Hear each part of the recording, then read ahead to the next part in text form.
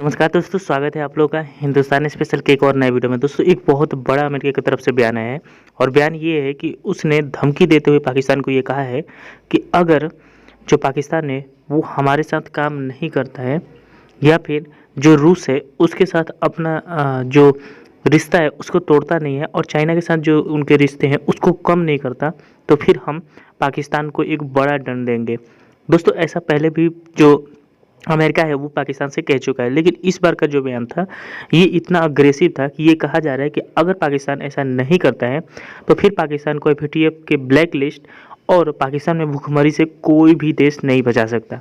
और ये बात सही भी है, क्योंकि चाइना का तो पाकिस्तान ये बात जान चुका है कि चाइना उसके साथ कितनी देर तक मित्रता जो है वो निभाता है। चाइना एक बिजनेसमैन कंट्री है जो कि अपने बिजनेस पे ध्यान देता है, न कि रिलेशनशिप पे। और ऐसा ही कहीं ना कहीं हर देशों में देखने को मिलता है, लेकिन यहाँ पर जो अमेरिका ने धमकी दी है उससे पाकिस्तान बहुत ज़्यादा परेशान है, क्योंकि पाकिस्तान को अब ये पता नहीं चल रहा है कि वो किसके साथ रिलेशन अपने अच्छे करे। क्योंकि अगर वो अमेरिका के साथ जाता है तो फिर चाइना नाराज़ होगा और चाइना से जितने भी लोन ले रखे हैं उससे फिर उनके ऊपर दबाव आएगा। और अगर वो अगर वो चाइना की तरफ जाता है तो फिर जो अमेरिका है वो इतना दबाव डाल सकता है कि फिर चाइना की जो पाकिस्तान की हेकड़ी है वो निकल जाएगी। तो चलिए वीडियो में आगे बढ़ते हैं और देखते हैं कि पाकिस्तानी मीडिया का इस पे क्या रिएक्शन है। सामने तो आ गई चीज है, तराफ तो हो गया, साजिश थी रूस के साथ ताल्लुकात खत्म किए जाएं, जो भी एनर्जी के मामलात हैं, चाइना के साथ ताल्लुकात खत्म किए जाएं, यानी कि अमेरिका के ताबे हुआ जाए, यानी खुद मुख्तार नहीं ताबेदार हुआ जाए।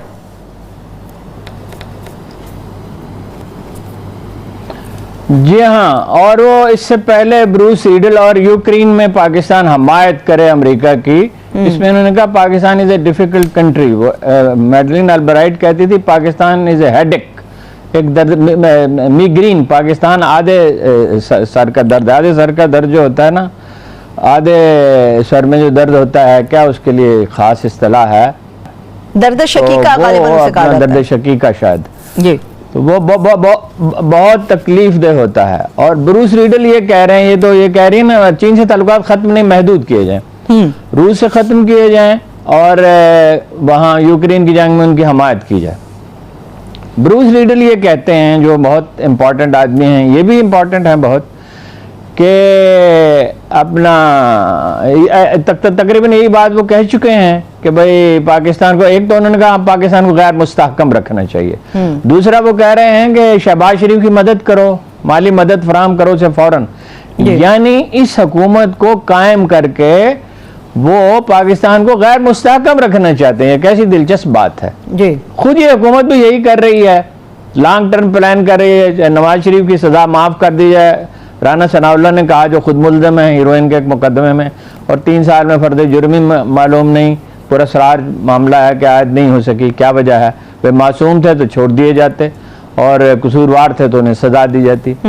तो ये इख्तदार में रहना चाहते हैं और इस एजेंडे पे अमल करना चाहते हैं जो ब्रूस रीडल ने और रबीका ग्रांट ने जिसकी तरफ इशारा किया। यानी आप जिस तरह बरतानवी गुलामी में थे, इसी तरह अब आप अमरीकी गुलामी में चले जाएं, बज़ाहिर आपके हुक्मरान अपने हों मगर अपने हों। अब साजिश में तो कोई शुबा रहा नहीं। इमरान खान का पॉइंट बिल्कुल वाज़ेह हो गया। उन लोगों ने गवाही दे दी जिन्होंने ये सब किया था, और ऐलान कह दिया कि ये है हमारा मुतालबा और ये आपको पूरा करना होगा, फिर आपको पैसे मिलेंगे। अब दूसरी तरफ ये है, चीन से ताल्लुकात आप कैसे महदूद कर सकते हैं? अव्वल तो आप रूस से भी ताल्लुकात इतने महदूद नहीं कर सकते। वो आपको पाइपलाइन बना के दे रहे थे कराची से लेके पेशावर तक गैस की, जिससे बहुत मसला हल हो जाता। और दूसरा ये है कि वो अपना सेंट्रल एशिया में मदद कर सकते थे आपकी, और पाकिस्तान के उनको ज़रूरत थी। और 30% कम पे डीजल और पेट्रोल आपको देना चाहते थे, जिसका मतलब मुझे फिगर्स में सही अंदाज़ा नहीं है, लेकिन सिर्फ इस साल $7.5 बिलियन एक्स्ट्रा खर्च हुए हैं पेट्रोल महंगा होने की वजह से। $1 बिलियन ईडेबल ऑयल पे, $1 बिलियन कोयले पे, और $3 बिलियन खर्च हुए हैं वैक्सीन पे। वैक्सीन का किस्सा तो खत्म हुआ, अब अखराजात उतने नहीं होंगे जी। तो $13 बिलियन का जो खसारा अब तक हुआ, उसमें से $12.5 बिलियन ये है। अच्छा, चीन आपको उसके 80,000 फौजी इंडिया के बॉर्डर पे बैठे हुए हैं, वो आपको J-10 जहाज दे रहा है, वो आपको मॉडर्न मिसाइल सिस्टम दे रहा है, आपके फौजी उसके साथ मिलके काम कर रहे हैं, जिसकी वजह से आपको आईटी में टेक्नोलॉजी में इंडिया पे बालादस्ती हासिल हो सकती है, जिसकी वजह से इंडियन मुबस्सर ये कह रहे हैं, परवीन सबामी वगैरह कि इंडिया हमला नहीं कर सकता। पाकिस्तान पे हमले का मतलब दो महाजों की जंग होगी, यानी चीन को भी छेड़ेगा। वो चीन वाले गलवान में बैठे हुए हैं, सही, ठीक। तो ये तो ऐसे मुतालबे हैं जो किसी सूरत में तस्लीम किए ही नहीं जा सकते। और अब तो इसमें कोई शुबा नहीं रह गया, उसने ऐलान कर दिया और ये भी कहा दोनों ने कि फौज के साथ हमारे ताल्लुकात हैं। हाँ, उसको इसका मतलब ये है, ये इससे पहले हिलरी क्लिंटन कह चुकी हैं, कह रही हैं कि डीप स्टेट जो है वो मुल्क चलाती है। तो बात जो भी हो सही कि फौज की मुदाखलत है नहीं है, कितनी है, मगर अमेरिका तो चीख चीख के कह रहा है कि हम जो कुछ करेंगे फौज की मदद से करेंगे। और फौज की मदद से अगर वो करेंगे तो इसका वो तासुर दे रहे हैं कि ये हुकूमत हमने उनकी मदद से बनाई है और ये हमारे एजेंडे पे चलेगी। ठीक है, ठीक है। लेकिन हारून साहब, मुझे थोड़ा सा और देखने वालों को भी समझाइएगा कि इमरान खान साहब की हुकूमत का बेसिकली जुर्म क्या था? उनकी फॉरेन पॉलिसी ही उनका जुर्म ठहरी या फिर किसी खास मुल्क के साथ ताल्लुकात उनका जुर्म बने?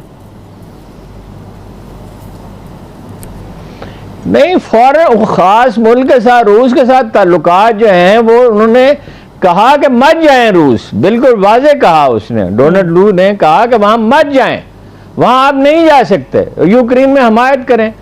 देखिए ना, आप दोनों चीज़ों को मिला के देखें। जो ख़त भेजा गया था पाकिस्तानी सफीर की तरफ से, जो नेशनल सिक्योरिटी काउंसिल ने कहा कि मुदाखलत है, खुली मुदाखलत है, ब्लेटेंट इंटरफेरेंस, खुली मुदाखलत है। बल्कि इसका एक तर्जुमा ये भी हो सकता है कि बड़ी बेहयाई के साथ और बड़ी शिद्दत के साथ मुदाखलत की गई है, तमाम कवायद, इसलिए उस पर बाकायदा एहतजाज किया गया।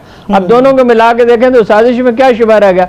तो रूस अगर वो न जाते तो ये ऊंट की पीठ पे आखिरी तिनका था। वैसे वो पहले भी कह रहे थे इस्लामिक फोबिया की बात, उन्होंने पहले भी कहा, अपना ये शायद बाद में कहा, मेल्सी के जलसे में कहा कि हमको यूरोपीय यूनियन के गुलाम है। उन्होंने जो खत जारी किया, तो खत जारी करना तो ब्लैकमेलिंग थी ना, ये तो कभी होता ही नहीं है। और जो डोनाल्ड लू ने धमकी दी कि तहरीक अदम-ए-इत्तेमाद आएगी, तहरीक अदम-ए-इत्तेमाद का तो उस वक्त नामो निशान ही नहीं था। ये इतने कॉन्फिडेंट कैसे थे कि तहरीक अदम-ए-इत्तेमाद आएगी भी? बिलावल बार बार कह रहा था और जरदारी साहब भी कह रहे थे कि तहरीक अदम-ए-इत्तेमाद आएगी भी और कामयाब भी होगी। कामयाब कैसे होगी? इन्होंने उनके आदमी तोड़े, कैसे तोड़े? हाँ, ये बंदोबस्त इन्होंने कैसे किया? वो तो पीडीएम से अलग हो चुकी थी, पीपल्स पार्टी। फिर कहां से उनको इशारा मिला? जाहिर है अमेरिका से उनको इशारा मिला। बिलावल वहां जाते रहते हैं, जो बाइडेन ने उन्हें नाश्ते में बुलाया, इमरान खान को फोन नहीं किया। इसका क्या मतलब है? फिर वो न्यूयॉर्क गया और वहां से गायब होकर वाशिंगटन चले गया और उनके साथ कोई आदमी नहीं था। वहां वो कई दिन रहे, वहां वो क्या करते रहे। फिर उन्हें वजीर खारजा बनाया गया, एक 26 साल के लड़के को, जिसे मालूम ही नहीं है, जिस पर यूरोपीय यूनियन और अमेरिका को एतमाद हो सकता है, आलम इस्लाम में किसी को नहीं हो सकता। उस वक्त जब सऊदी अरब और दुबई के प्रिंस मोहम्मद ने, दोनों का नाम एक ही है, प्रिंस मोहम्मद, उन्होंने उनके फोन सुनने से इनकार कर दिया जी, जो बाइडेन के जी। उस वक्त आप मतलब ये दुनिया बदल रही है। सेंट्रल एशिया में पांव नहीं जमा सकता अमेरिका, और कजाकिस्तान में उसकी कोशिश नाकाम हो गई, यूक्रेन में उसकी कोशिश नाकाम हो गई, और चीन को रोकने की उसकी सारी कोशिशें नाकाम हो गई हैं। उस वक्त वो पाकिस्तान को एक क्लाइंट स्टेट बनाना चाहता है।